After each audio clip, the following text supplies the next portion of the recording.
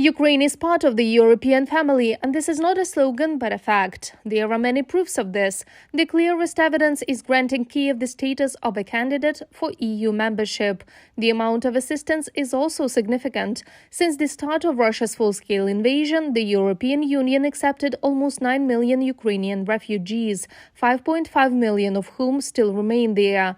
The European Union provided Ukraine with 2 billion euros of military assistance. Another 1 billion is macro-financial aid. Also, 8 billion euros of financial support is planned by the end of the year. We will need all the help we can get. Without it, the National Bank would have had to finance the budget deficit or cut government spending. In any case, our people would be poorer because they would not have the help they received, or inflation would be even higher, which also reduces people's incomes.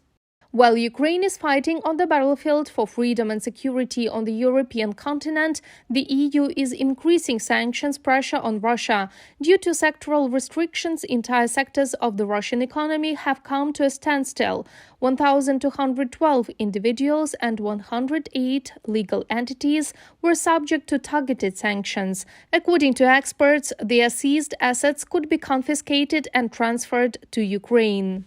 Такая возможность есть. There is such an opportunity, but political will and filigree legal technique are needed to implement it, so that there are no further appeals in court or any other legal protection mechanisms. The fact is that private property, if we are talking about Europe, is a very sensitive thing, almost sacred.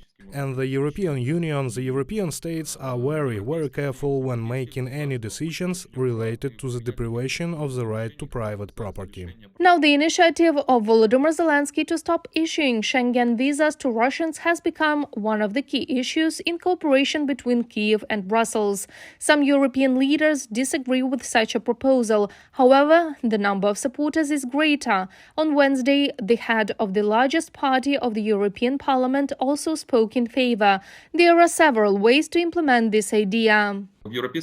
The issue of security is being actively discussed in the European Union. That is, the presence of Russian citizens of the one category or another is a threat to national security of the state. Virtually all human rights instruments allow derogation from the guarantees they provide when there is a threat to national security. This is filling out an entry form. That is, when a Russian citizen travels to the territory of the state, he must fill out a questionnaire with relevant questions. To whom does Crimea belong? Do you support Russian aggression? And so on and so forth. Russian propaganda is attempting to highlight this as an attack on basic human rights, although it is about preventing Russians from resting in Europe while their army is killing Ukrainians. At the same time, the process of introducing European norms into Ukrainian legislation continues. Ukraine has already fulfilled about 70% of the requirements of the association agreement with the EU. According to the Prime Minister of Ukraine, Shmyhal, Ukraine will be fully prepared to join the European Union in 2022. Reported by Marina Stepanenko, Danila Kobza, UATV News.